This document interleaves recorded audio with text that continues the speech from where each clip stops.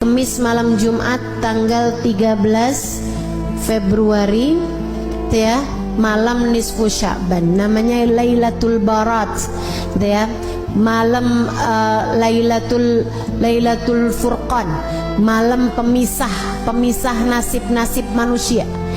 Kata Allah Subhanahu wa taala dalam Al-Qur'an, a'udzubillahi minasyaitonirrajim. Yamhullahu ma yasha'u wa yuthbit wa indahu ummul kitab. Allah Subhanahu wa taala menghapuskan apa yang telah tertulis di Lauhil Mahfuz atau menetapkannya. Apa yang telah tertulis dari nasib-nasib kita di Lauhil Mahfuz, ada yang ditulis, ada yang ditetapkan, ada yang dihapus. Nabi Muhammad ketika menceritakan tentang ayat tersebut, kata Nabi Muhammad, dzaka lailatun nisf min Sya'ban.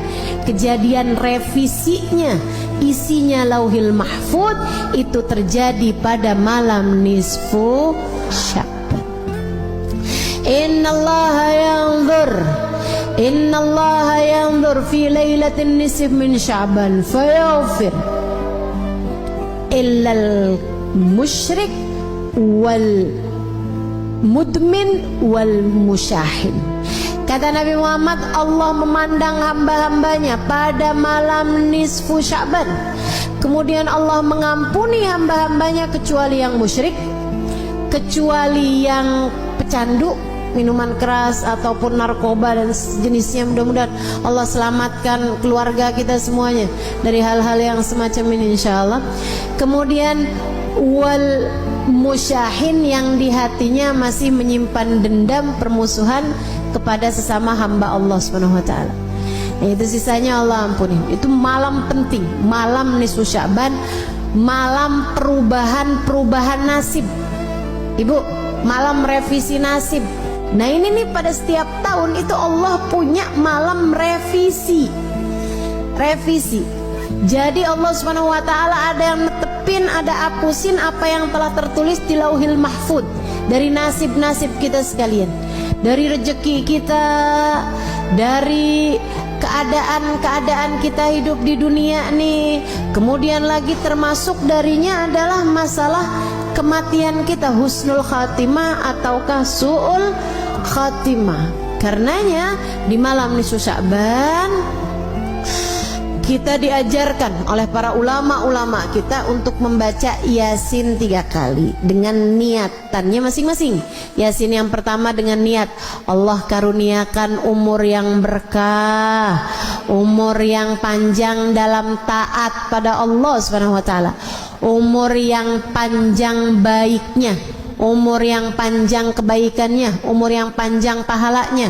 Bukan asal umur panjang waktunya, bukan, tapi yang minta kita panjangin, yang kita minta Allah panjangkan adalah panjang pahalanya, panjang berkahnya, panjang manfaatnya, panjang kebahagiaannya. Mau gak panjang umur di atas 4 tidur terus? Nggak mau kita, nggak mau. Makanya kita minta pada Allah Subhanahu wa taala umur yang berkah, umur yang dalam taat pada Allah Subhanahu wa taala.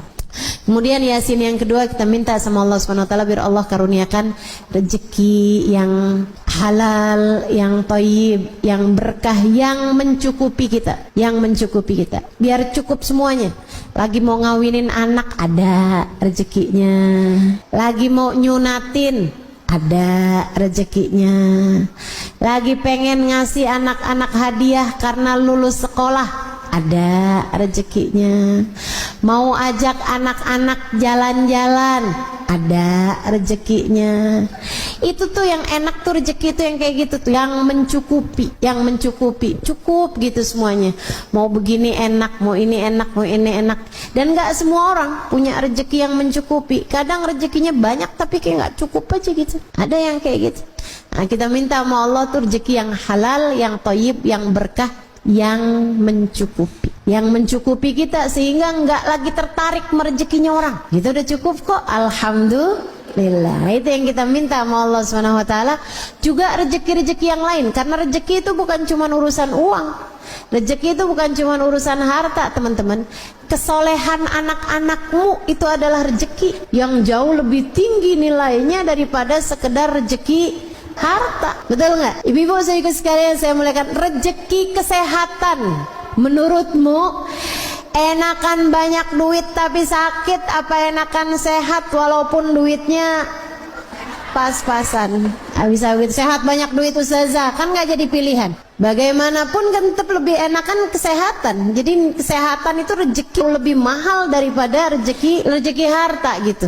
Nah, kita minta semuanya mau Allah Subhanahu wa taala rezeki harta yang thayyib, yang berkah. Kita minta juga sama Allah rezeki kesehatan badan kita, keluarga kita, gitu kan ya.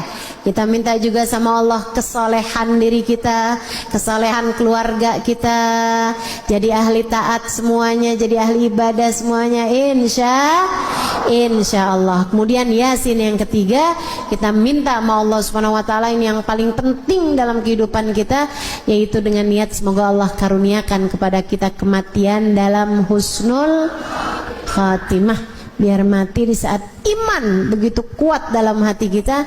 Kita minta pada Allah agar di saat ajal menjemput kita, kita dimatikan dengan membawa iman dan Islam, bawa cinta pada Allah, bawa cinta pada Rasulullah, membawa bekalan amal-amal soleh, dan membawa dosa-dosa yang telah diampuni Allah Subhanahu wa taala. Jadi pulang nggak pakai bawa dosa lagi, karena semua dosa-dosanya telah diampuni Allah Subhanahu wa taala. Itu yang kita minta pada Allah Subhanahu wa taala, itu yang kita harapkan dari Allah Subhanahu wa taala. Jadi nanti malam nisfu Sya'ban kerjakan apa yang tadi telah saya sampaikan, baca Yasin 3 kali. Habisnya nisfu Sya'ban yang nggak biasa puasa sunnah nggak boleh lagi puasa sunnah.